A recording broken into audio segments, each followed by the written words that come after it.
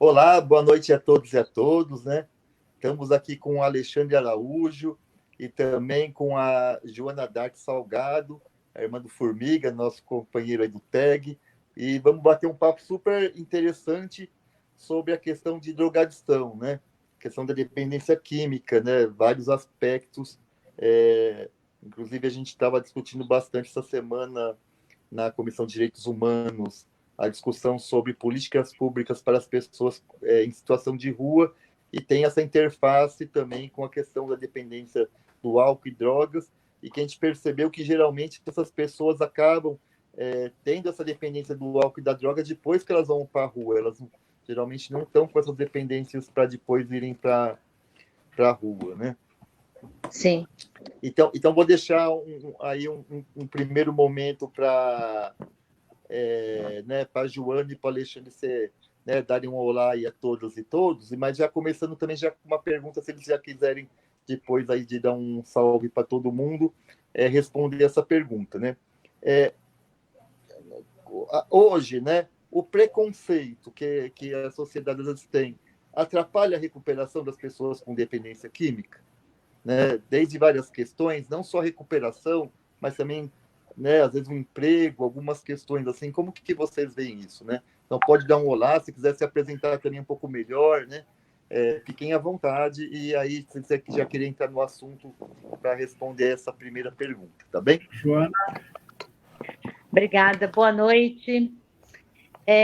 Eu sou Joana Dark, psicóloga, e estou há mais de 20 anos trabalhando com dependência química. E sobre a pergunta, com certeza, Toninho, acho que o preconceito vem do desconhecido, aquilo que eu desconheço eu rejeito, né?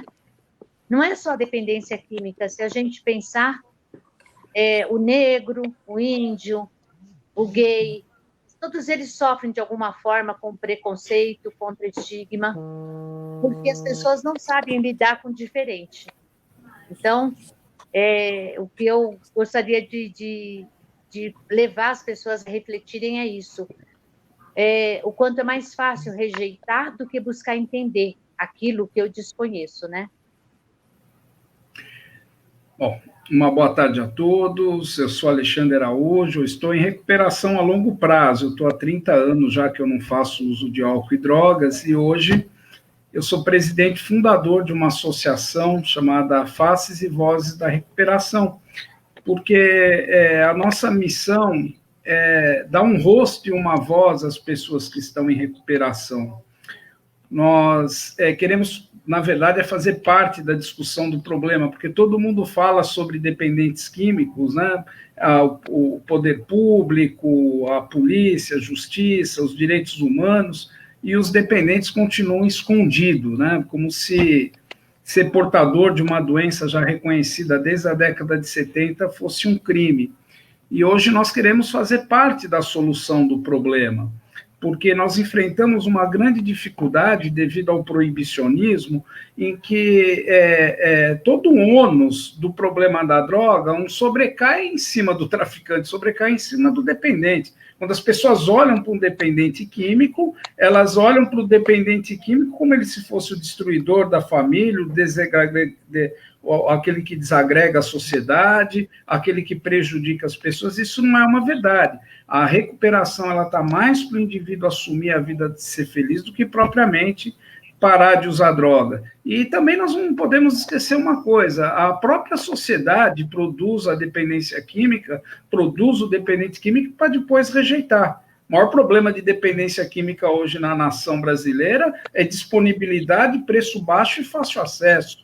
Agora, as pessoas desenvolvem uma doença que é permissiva e depois essa própria sociedade quer esconder todo mundo embaixo do tapete, né? Então, é um prazer estar aqui, Tony, obrigado por esse espaço, em que eu possa expressar, que as pessoas possam ver que a recuperação existe e é uma realidade, as pessoas podem mudar de vida e não devem se envergonhar de mostrar que é a realidade de poder transformar essa dor da dependência num sucesso e se tornar uma pessoa produtiva na sociedade. Fica à vontade. Posso acrescentar? Diante do que o Alexandre falou, é fácil a gente observar quando você passa e vê alguém jogado na rua, você fala, olha lá o nóia, né? Olha o dependente de droga. Mas quando esse dependente se recupera e se torna o gerente de uma empresa, se torna um advogado, um estudante, o preconceito é tão grande que ele próprio esconde que ele é um dependente em recuperação. Então, ninguém sabe que atrás daquele corpo, daquela pessoa, existe uma pessoa que está lutando todos os dias contra a recaída e que batalha para se manter longe das drogas e para não sofrer as consequências e o estigma que a sociedade impõe a ele. Porque ele é um bom gerente, ele é um bom estagiário, mas se chegar e disser assim, olha, ele é um dependente em recuperação, a sociedade desconhece completamente o que significa isso. E com certeza não daria emprego, não daria estágio, não daria apoio a essa pessoa. Então, o preconceito às vezes começa dentro do próprio dependente, né? E da família dele, que também esconde. A gente está falando um pouco também da dependência das drogas, mas a dependência do álcool, né? Eu moro na periferia, né? E a gente percebe o quanto crescente, né? Está sendo o uso de cocaína, maconha, essas coisas, mas pega muito mesmo a dependência alcoólica, né? Assim, né? A gente percebe conversando com as pessoas, né? A relação de filhos e pai. Então, você, desde moleque, vai perguntando para as pessoas, a gente vê uma grande quantidade mesmo de pessoas com dependência alcoólica, né? Vocês hoje, né,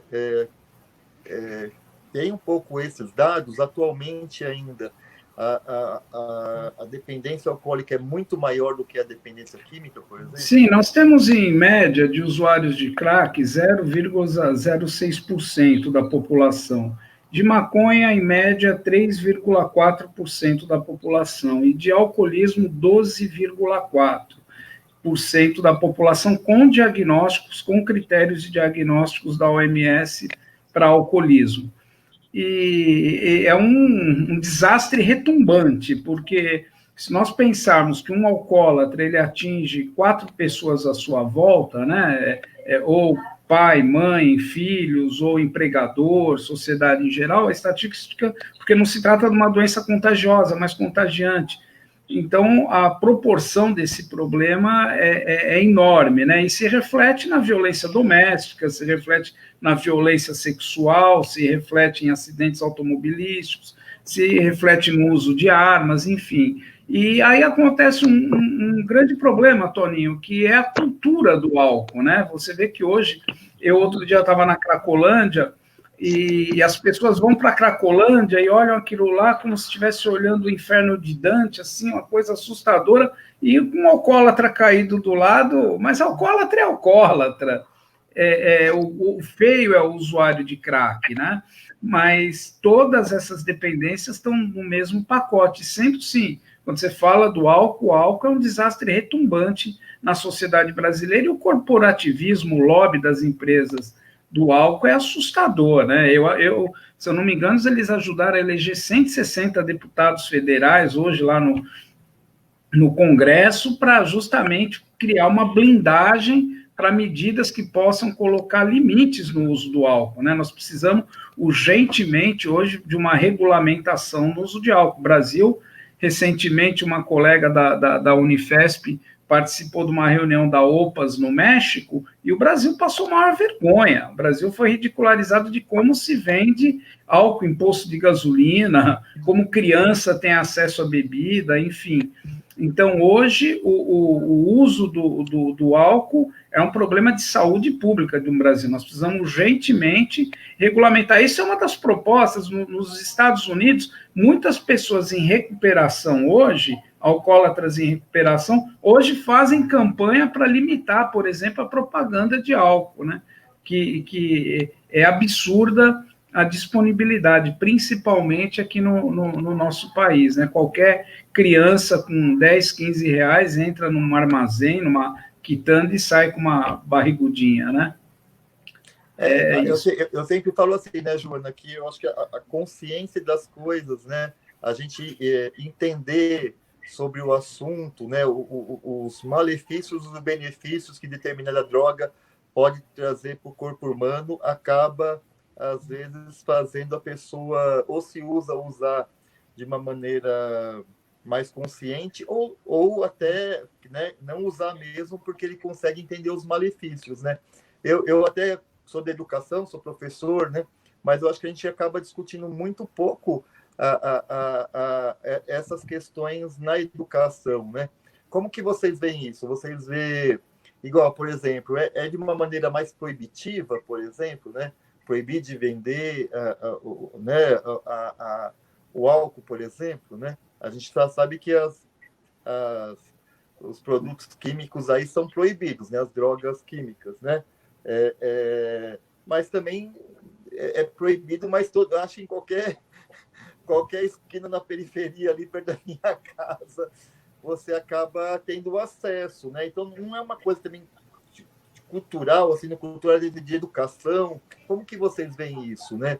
Para a gente conseguir, porque assim, em casa todo mundo fala, o álcool é ruim, a droga é ruim, né? Mas assim, não Todo tem mundo bebe. realmente um estudo sobre o tema, né? Às vezes o pai e a mãe também não têm esse conhecimento para discutir isso com o jovem mais aprofundadamente, né? Como que vocês veem isso, né? Qual seriam as maneiras, né?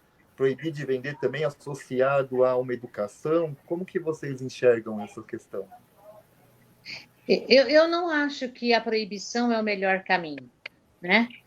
Mas eu acho que a mídia é o nosso maior inimigo. A gente propagar algo que traz tantos malefícios e associar isso ao desenvolvimento do adolescente, o álcool é o melhor companheiro para você quebrar a inibição, fazer parte da turma, paquerar alguém, romper com a timidez. Ele colabora para a interação social, né? E eu penso que os países que o álcool faz parte de um ritual, como na Itália, como na Espanha, os índices são menores. Então, ele tem um sentido, ele faz parte de um encontro familiar, ele faz parte de um momento. Aqui, o tempo todo nós estamos divulgando ou fomentando a ideia de que o álcool vai minimizar seus problemas, vai fazer você esquecer das dificuldades, ele vai fortalecer a ideia de que fugir do problema, da responsabilidade, do enfrentamento, é o melhor caminho. E não é o melhor caminho, nós sabemos disso. Haja vista que agora, em plena pandemia, nós temos um aumento, né, do uso de álcool substancial, aumento da agressividade, da violência doméstica e uma série de outros problemas. E quando fora da pandemia, nós temos aumento do acidentes de carro, abuso infantil. Então, eu ainda acredito que não deveria ser vendido a ideia eu acho que o álcool não deveria fazer parte das campanhas publicitárias. Acho que as campanhas cada vez estão focadas em atingir um público mais jovem, cada vez mais as campanhas estão focadas nisso. Como atingir adolescente, como atingir a criança. Hoje a gente tem índices de uso que começam aos 7 anos de idade. Então, eu não iria sugerir a proibição, mas eu sugeriria sim. Eu sou contra a campanha publicitária e acho que deveríamos ter mais informação sobre as consequências, sabe? Eu acho que falta isso, informar o que acontece com o jovem que faz tanto abuso e o que acontece com o jovem que o pai dele toda noite chega alcoolizado, agride ou simplesmente se abstém da função paterna. Porque Alexandre, o cigarro, né, a gente vê isso, o tabaco, né, depois teve uma campanha massiva de, primeiro parar de que fizesse o cigarro virar alguma coisa atrativa, né, porque é sempre o ator fumando, sendo charmoso para conquistar uma mulher, alguma coisa assim.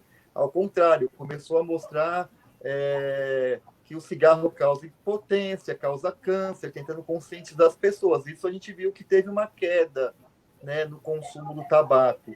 Será que esse também não seria um pouco caminho também?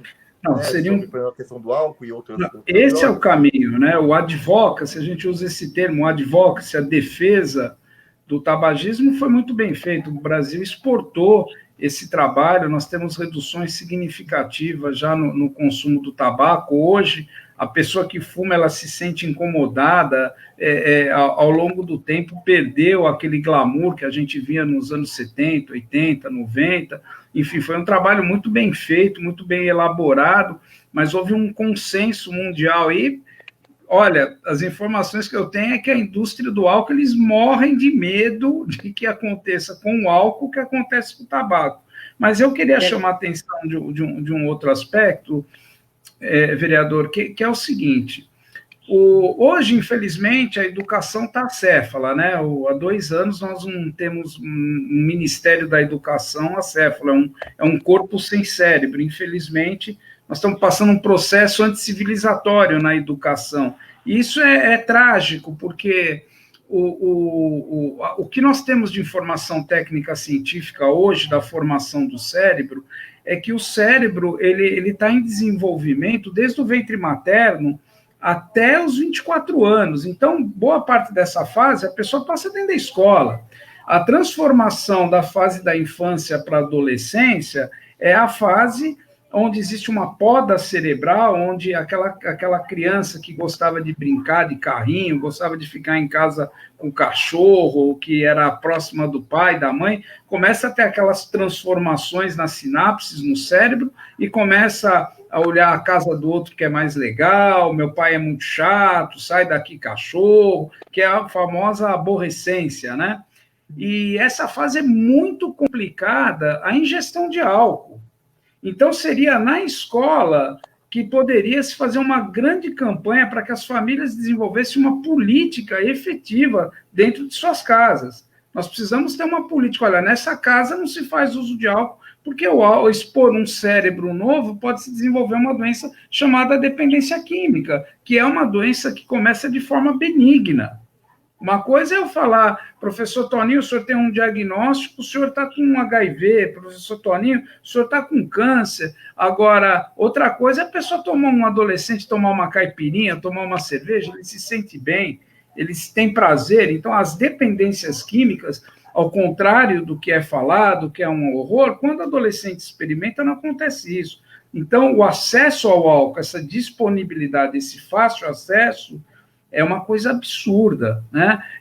O senhor veja a Ilana Pinsky, uma outra colega da Universidade Federal, ela fez um trabalho belo sobre as festas universitárias, o grau de consumo, os grêmios acadêmicos, eles entram com a festa, as indústrias da bebida entram com cerveja, cadeira e parte do cachê do cantor, e a obrigação dos alunos é dar prioridade para a venda da cerveja, que vai ser vendida a 20% do valor, né?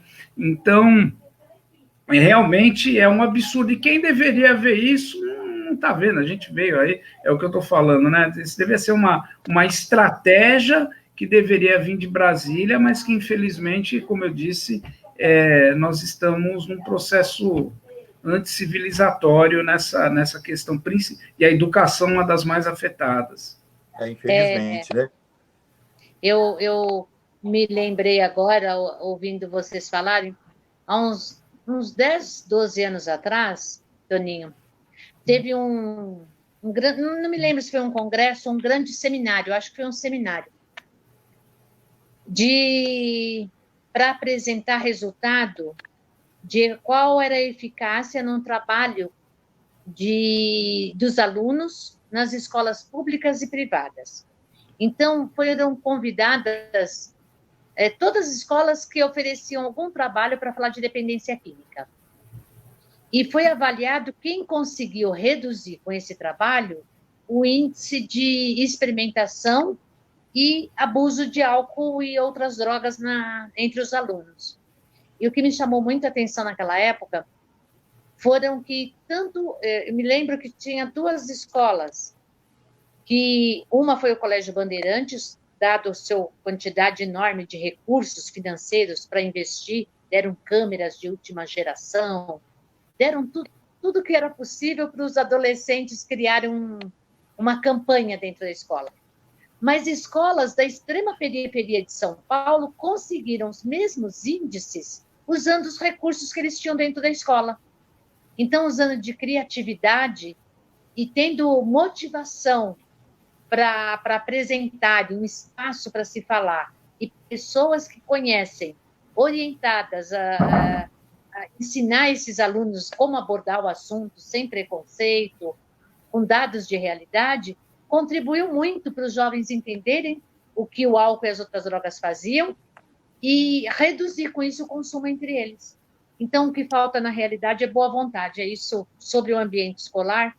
Eu acho que o que falta é boa vontade do Estado de fomentar projetos como esse que teve e até espaços, né,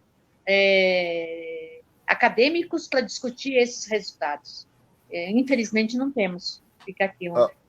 Ô, Joana, você e o Alexandre já falaram bastante sobre a questão do preconceito que tem, né, com os dependentes, né? Nesse sentido, os dependentes têm direito no Brasil? E se têm direito, pelo menos, quais alguns deles, por exemplo? Dá vontade de falar uma frase, antes do Alexandre assumir, dá vontade de falar uma frase que fala lá na comunidade terapêutica. Você tem direito a não ter direitos. Mas pode falar, Alexandre. Mas nós não temos, viu, Toninho? Não tem direito, porque não, a dependência, o dependente químico, ele, infelizmente, na sociedade, ele é visto pelo viés da droga. Então, a pessoa olha para o dependente químico não como um ser humano, ele olha pelo que ele usa. Você veja bem, a rede do SUS, ela oferece uma série de tratamentos para várias doenças crônicas, por exemplo, câncer. Você passa pela rede pública de um câncer, você depois tem direito a acompanhamento, você tem direito a check-up, você tem direito aos exames médicos. A diabetes, eu tenho diabetes, eu vou nas UBS, eu tenho direito à metformina, tenho direito à maquininha, tenho direito ao acompanhamento médico, hipertensão, a asma, várias doenças crônicas, você tem um acompanhamento do Estado. Nas dependências químicas, isso não existe. O indivíduo ele tem uma desordem do uso da substância. O alcoólatra, o usuário de crack, quando diagnosticado, pós-uso, ele está com a vida totalmente destruída. E é assim, para de beber, acredita em Deus e fica ali, vai viver tua vida. Não existe nenhum direito, né? E muito pelo contrário, se ele chega numa rede pública dizendo que está com determinado problema em relação ao uso da substância dele, é muito fácil ele escutar, mas você fez essa escolha, quem mandou usar é consequência, a fatura veio, né? Então, infelizmente, não existe direito. Faces e vozes da recuperação no Brasil, nós sim lutamos por esses direitos, né? Direito para que toda pessoa possa ter o atendimento médico, que as famílias sejam informadas, que possa ter direito ao mercado de trabalho, que possa ter direito ao tratamento de traumas, enfim, tratamento psicológico, direito a um check-up. Essa é a nossa luta, nós somos novos no Brasil, nós temos 3 anos, e nós propomos realmente organizar as pessoas em recuperação e as pessoas que apoiam essa causa para que a gente conquiste esse espaço. Eu penso que a nossa Constituição diz assim, Toninho, que todos nós temos direito à saúde e à educação, né? O que é necessário para eu me manter na condição de saúde que tenho hoje? Se eu adoecer, quais os recursos que eu tenho para restabelecer minha saúde? Hoje, com a pandemia, a gente vê algumas pessoas entrando com liminares para exigir uma UTI, para exigir um tratamento, porque ela tem consciência. E se ela não receber hoje uma câmara de oxigênio, uma máquina de oxigênio, condições, ela vai morrer, não é? A dependência química não é diferente. Quando uma pessoa acaba, por curiosidade, fazendo experimentação, meu gato, olha, experimentação do uso de alguma substância, e com isso ele se torna um dependente, ele deveria ter o direito de ter acesso a um sistema que pudesse garantir a sobriedade e garantir que ele conseguisse restabelecer a saúde dele. Hoje, se uma pessoa precisar, um dependente químico, disser assim, eu tenho como tratar a minha dependência, o Estado contribui para que isso, promove isso? Não. Ele tem vaga suficiente nos centros de tratamento para que isso aconteça? Não. Mas os CAPs não fazem um atendimento? Eles são uniformizados? Eu quero dizer, o CAPS tem hoje uma estrutura que pode atender, porque a ideia, quando o CAPS surgiu, era que se um dependente chegasse a qualquer momento no CAPS, ele teria um psiquiatra que pudesse entender as consequências da droga, ele teria um atendimento psicológico e algumas atividades, como arte-terapia, esporte, em alguns casos, para que aquela pessoa pudesse passar algumas horas ali, suportar a abstinência e no final da tarde ir para casa. Hoje, isso existe? Não. Alguns CAPs têm esse serviço, tem um psiquiatra, outros você consegue agendar a longo prazo, a curto prazo. Cada CAPs tem uma realidade. Não existe um cuidado com esse serviço para garantir a qualidade do atendimento e também não existe atendimento suficiente para a demanda que nós temos. Então, ou seja, teria que ter maior investimento público nessa área. Sim, eu já trabalhei com população de rua, Toninho, e uma forma que eu vivia muito preconceito, eu trabalhei num albergue que tinha 180 pessoas idosas que moravam lá. E idoso, o maior consumo é do álcool, né? E o álcool é uma das poucas drogas que mata na abstinência. O crack não mata na abstinência, a cocaína não mata a pessoa na abstinência, mas o álcool isso mata. Eu não sabia. Eu acho que a maioria do povo que está escutando também não sabia. É o delirium tremens, né? Acaba dando uma falência geral. De cada 4, um sobrevive. É uma falência geral dos órgãos, né? Nossa. É como se o corpo só estivesse funcionando. Isso. Então, é uma corrida contra o tempo. Quando eu tenho uma pessoa idosa ou um jovem que saiu de uma balada totalmente intoxicado, ou eu tenho um senhor idoso em abstinência, sem beber algumas horas, e começa a ter tremores, sudorese, ele não bebe porque ele não tem vergonha na cara, ele bebe porque ele não quer morrer, porque ele sabe que ele está tendo um colapso. E se ele não beber, ele vai morrer. Ou se eu encaminhá-lo para o sistema de saúde e puder oferecer a ele a medicação necessária para conter uma convulsão e devolver a ele o mínimo de condição necessária para ele começar a ingressar um processo de abstinência. Quando você liga para o SAMU e fala assim, SAMU, eu tenho um senhor aqui com delirium tremens, está passando muito mal, ele vai morrer, ele já não consegue verbalizar, ele não consegue isso, não tem raciocínio lógico, bababá. Mano, não manda. Não manda. Eles falam que eles são tratados assim, bebeu, cheirou, SAMU chegou, que eles não são isso, né? Mas, assim, se eles não servem para nos atender quando precisamos, para que serve? Eu não estou reclamando deles, mas é contra o estigma que tem contra o dependente. Então, de novo, eu já estive passando mal num hospital e vi uma pessoa, um jovem, chegar passando muito mal em coma alcoólico, deixaram ele para o fim da fila. Quem mandou ir para a balada? Né? Puro preconceito, né? Puro preconceito. Então, e Alexandre, você falou assim, estou não sei quantos anos em tratamento. Eu já vi muita gente nos Alcoólatras Anônimos, às vezes falar assim, estou 25 anos sem beber, mas ainda sou um alcoólatra. A pessoa está em um tratamento permanente, é isso?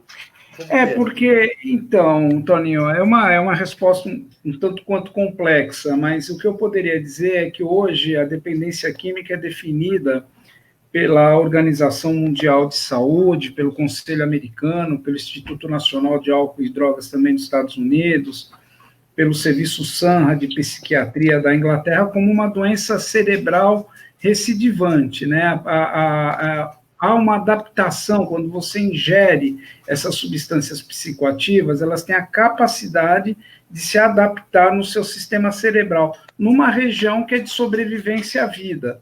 Então, por exemplo, quando você está com fome ou você tem um desejo sexual, acontece uma reação química no seu cérebro que te leva a esses impulsos. E essas substâncias, o crack, a cocaína, o álcool, eles são capazes de mimetizar, de imitar essas sensações.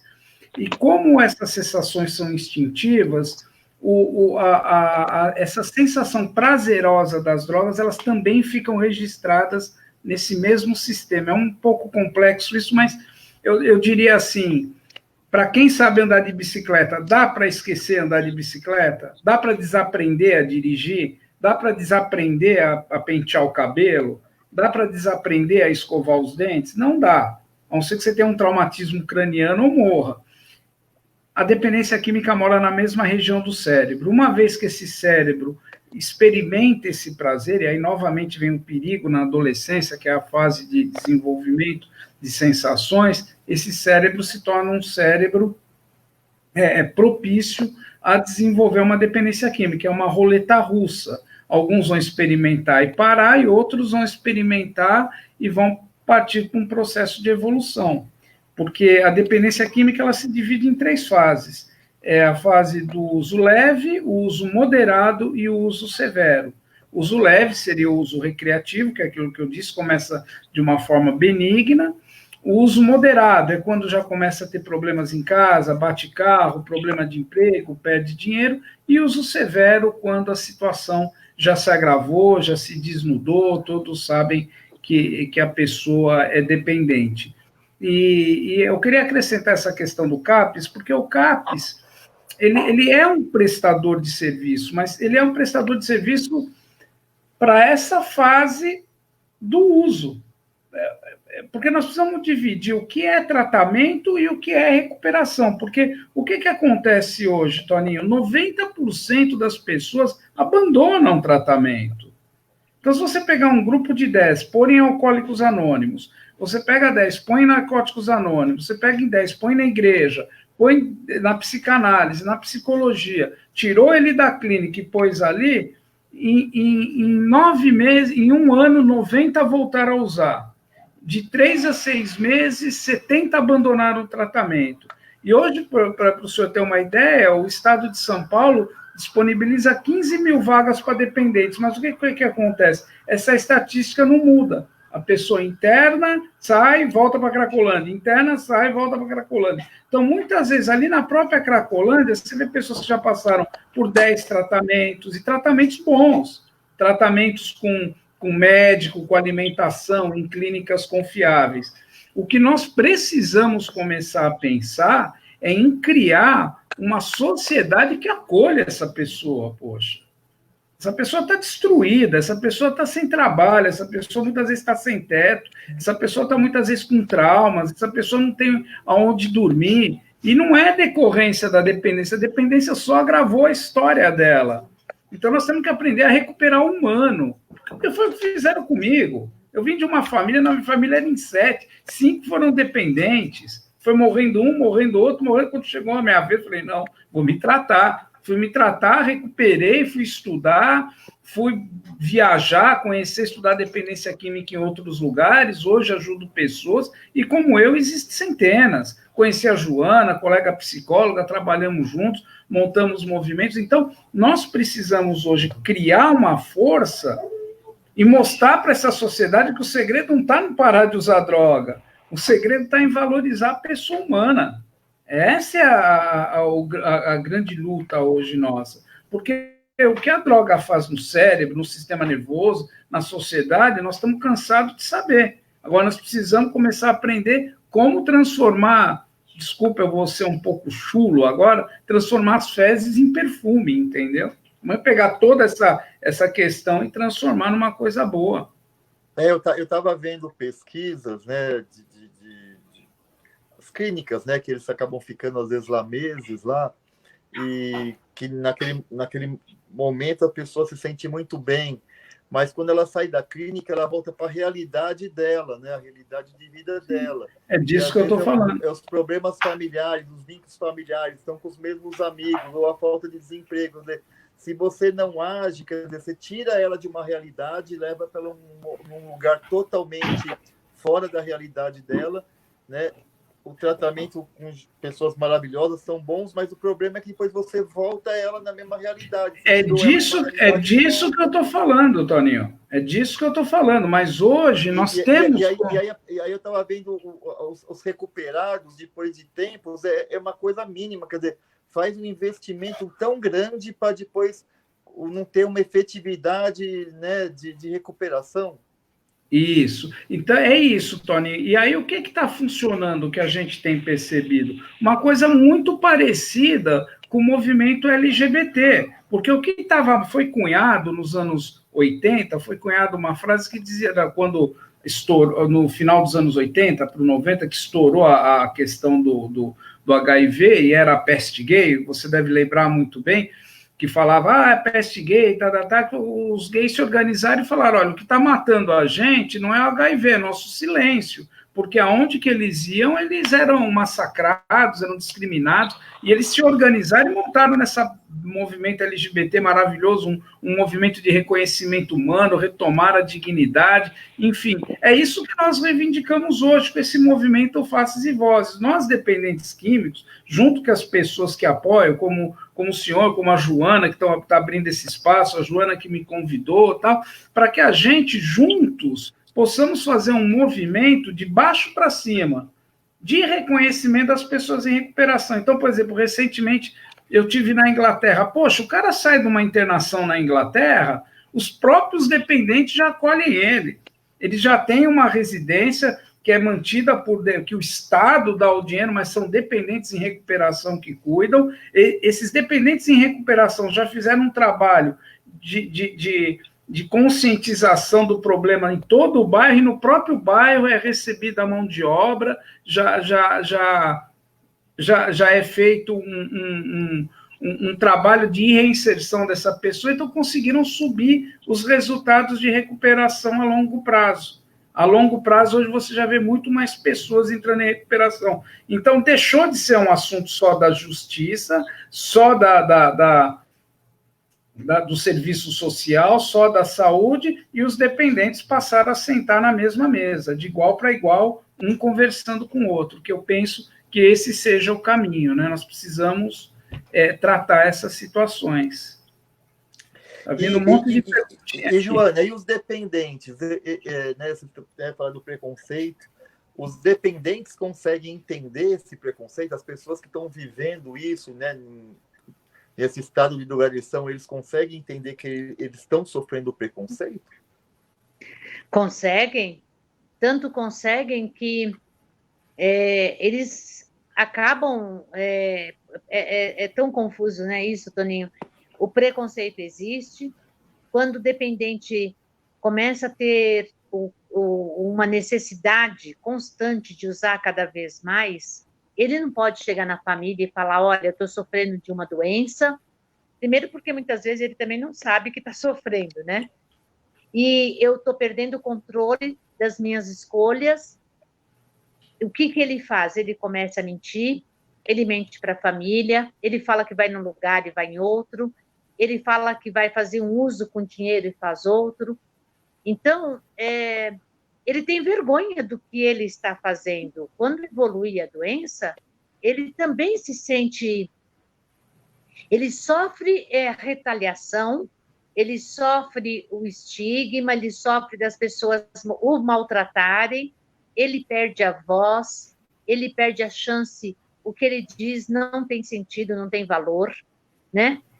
E com o tempo, a família desmerece completamente ele como uma pessoa ativa dentro de casa, com direito a falar, a ser ouvido.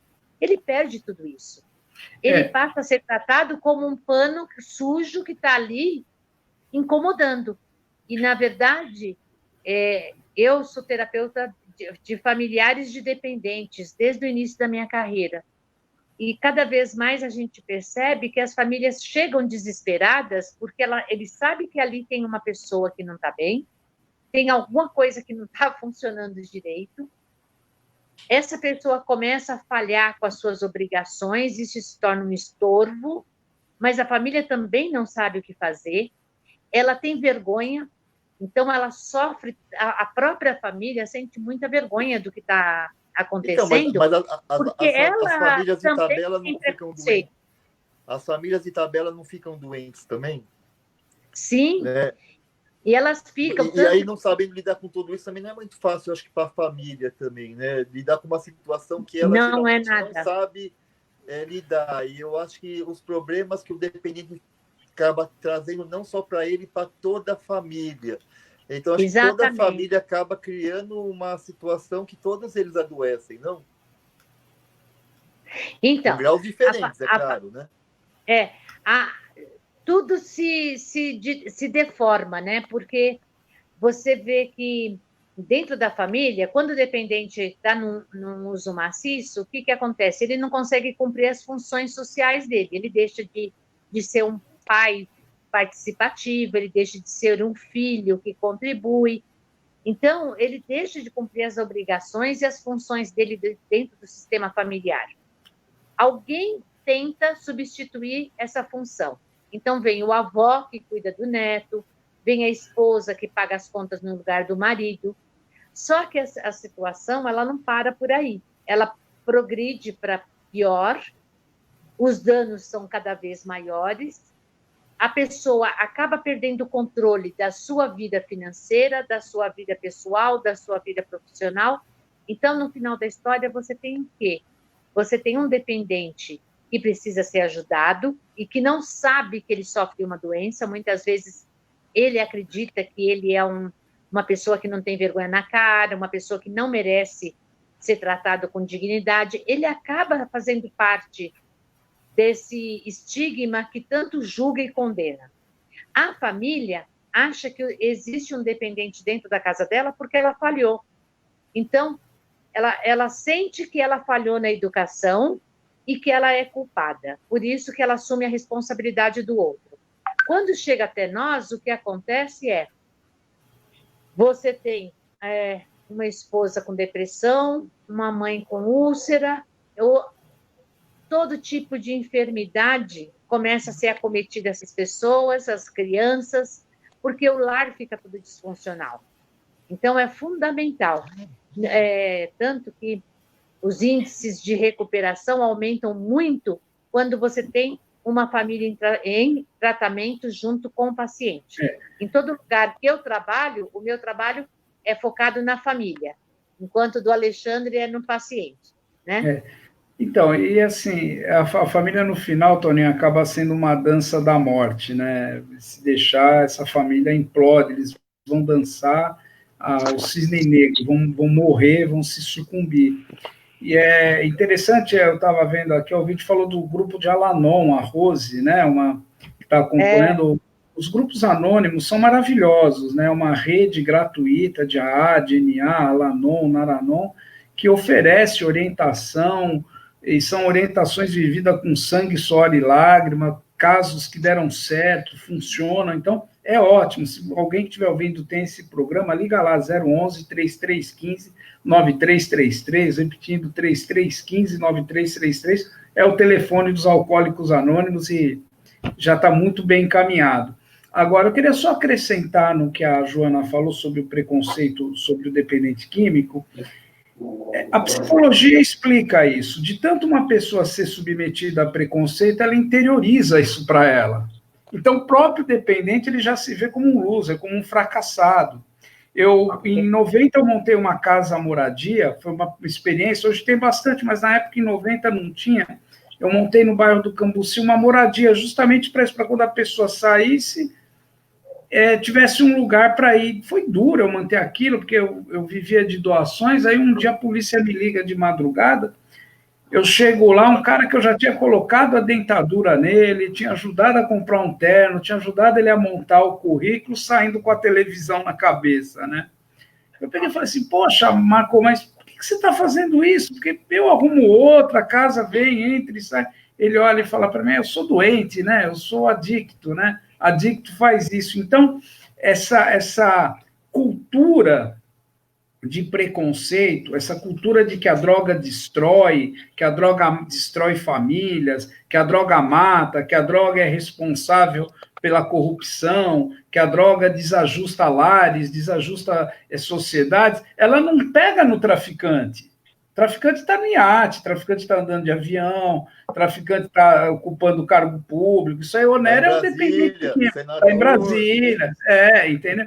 Então, onera essas pessoas, onera é o dependente químico, é isso que a gente quer virar o jogo.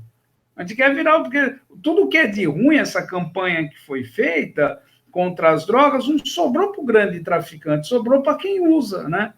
Então, se o cara... esse que é um dos grandes problemas. Ô Alexandre, você já falou do Faces e Vozes, né? Mas, assim, explica melhor, né? Quando surgiu esse projeto? O que é esse projeto em si, assim, para ficar um pouco mais claro para as pessoas que estão nos assistindo? Então, esse projeto ele começou a surgir em 2001 nos Estados Unidos, através de um dependente químico, William White, um estudioso, ele é dependente químico, psicólogo, antropólogo, e ele saía fazendo palestras no mundo todo sobre dependência química, sobre as pesquisas acadêmicas dele, e ele saía com uma camiseta escrita que ele era dependente, falava da dependência dele, como eu estou falando aqui. Só que um dia ele chegou na cidade dele, a mulher dele pediu para ele comprar uma coisa no mercado para o almoço. O que ele fez? Ele foi no quarto, tirou a camisa que estava escrito que ele era dependente e pôs uma camisa normal. Aí ele teve esse insight, poxa, por que eu tenho vergonha de falar aqui na minha cidade que eu sou dependente? E aí ele fez uma imersão histórica na história da recuperação, desde o século XVIII, desde o início do século XVIII, e começou a perceber que, ao longo da história, dependentes químicos sempre foram tratados de forma muito brutal pela igreja e por parte da ciência. Então, dependente químico sempre foi visto como pecador, dependente químico passou por lobotomia, dependente químico sempre foi jogado em sanatórios, preso, algumas sociedades matam, tem pena de morte, como a Indonésia, e à medida que a sociedade foi avançando, foi se percebendo que não se tratava de um problema de caráter, de um problema de moral ou de opção, e sim de uma doença que ela se desenvolve a partir de que a pessoa faz o experimento. Cientificamente, isso hoje já é 100% comprovado, 99,9%, né, comprovado. Então, o Faces e Vozes, ele surgiu da necessidade desse autor de começar a mostrar para as pessoas que nós precisamos resgatar a dignidade da pessoa. Nós precisamos, hoje, ocupar o nosso espaço. Em vez da gente ser só resultado de pesquisa acadêmica, resultado de tratamento certo, nós fazemos parte da solução do problema. Nós reivindicamos, dependente químico é uma pessoa. Hoje, o Faces e Vozes se baseia nas leis dos direitos humanos universais, né? Nós temos o direito à saúde, direito à educação e direito a que o Estado nos assista também. Mais ou menos isso. Eu falo a Joana muito, caiu ou está por aí ainda? A Joana caiu aí, ele deve estar desesperada lá com o aparelhinho dela. Mas é isso que eu falo. Eu tenho, assim... Joana voltou. Então, viu, Joana? Eu sou professor de matemática da rede, né? E eu fico questionando essas plataformas, porque além os alunos, né, não ter aparelho para utilizar, então às vezes o pai tem 3 filhos, só o pai tem o celular, cada filho depois tem que esperar o pai chegar do serviço para usar o aparelho em tempos diferentes. A criança não tem um lugar apropriado na sua casa para estudar, né? Não tem um quarto só para ela. E fora isso, essas internets que a gente paga muito caro, isso é uma porcaria, né? As operadoras, vou te falar, uma coisa impressionante. Então, eu faço live, eu caio, tem hora, é difícil uma live que alguém aqui não caiu para ver como a internet no Brasil é ruim, né? E, cara, esse é o problema ainda. Então, mas assim, né? O Alexandre acabou de bater um papo, assim, falando um pouco do projeto Faces e Nozes, né? Fáceis e vozes. Vozes. E assim, mas qual que é o que diferencia esse projeto de outros projetos, por exemplo, né? Olha, Toninho, o que diferencia justamente, eu vou ser um pouco repetitivo, é porque, assim, em termos de tratamento, nós já sabemos o que acontece, né? Uma pessoa que é portadora de uma dependência química diagnosticada grave, a ciência já avançou muito na questão do tratamento. Então, o que a gente sabe? Está em crise, pega a Joana, vamos levar ela para um tratamento, pode ser ambulatorial, pode ser clínico, numa comunidade terapêutica, vai de acordo com as necessidades dela, e lá ela vai passar por uma desintoxicação, ela vai passar por uma recuperação física, psíquica e social. O grande problema é a desordem do uso de substância. É o que esse uso prolongado dela causou na vida dela e como que ela vai fazer esses enfrentamentos fora. Então, o grande diferencial do Faces e Vozes não é se preocupar apenas com o tratamento, é se preocupar com a pessoa assumir a vida dela e ser feliz. Nós queremos criar uma cultura para que a pessoa possa pedir uma ajuda e essa ajuda ser estendida sem preconceito. Por exemplo, às vezes eu estou em roda de colegas, eu falo que eu tenho diabetes, nossa, vem uns 10 falar para mim, olha, toma batata não sei o quê, toma sopa não sei das quantas, faz isso que diminui, equilibra a glicemia, hipertensão, mesma coisa. Agora que você fala que é dependência química, a galera regala um olho desse tamanho. Então, a ideia o nosso diferencial é querer criar uma cultura para que as pessoas, quando quiserem ajuda, poderem ser assistidas. Inclusive, Tony, eu vou aproveitar a oportunidade, que nós temos mais só 9 minutos. No dia 29/8, nós vamos fazer uma reunião para reunir pessoas em recuperação e pessoas que apoiam essa causa, para a gente começar a montar um grupo para ajudar as pessoas na Cracolândia. Eu não sei de que forma vai ser, eu sinceramente preciso pensar, mas eu quero estar, se for 10, 20, o que a gente vai? Vamos pedir para o Estado uma casa, vamos pedir para o empresariado, quem que vai ajudar nós para quê? Para que essas pessoas da Cracolândia, quando saírem de tratamento, poderem ser acolhidas. Então, eu vou entrar em contato com você, Toninho, para que você me ajude a divulgar a data dessa reunião, a gente tentar reunir o máximo de pessoas e criar um movimento acolhedor, para acolher as pessoas, não para dar marmita, não é isso, acho que isso tem uma função social, mas o que a gente pode fazer efetivamente para que essa pessoa que queira entrar em recuperação possa viabilizar, né? Então, fica aí, vai ser no dia 29. Até que você falou da Cracolândia, é isso que eu ia perguntar um pouco para a Joana e para você, né? Até, ô, Joana, você lidar com essa questão, né, da drogadição há quanto tempo? Eu estou há 22 anos. Você já ouviu alguma vez falar que gás lacrimogênio ajuda as pessoas na recuperação?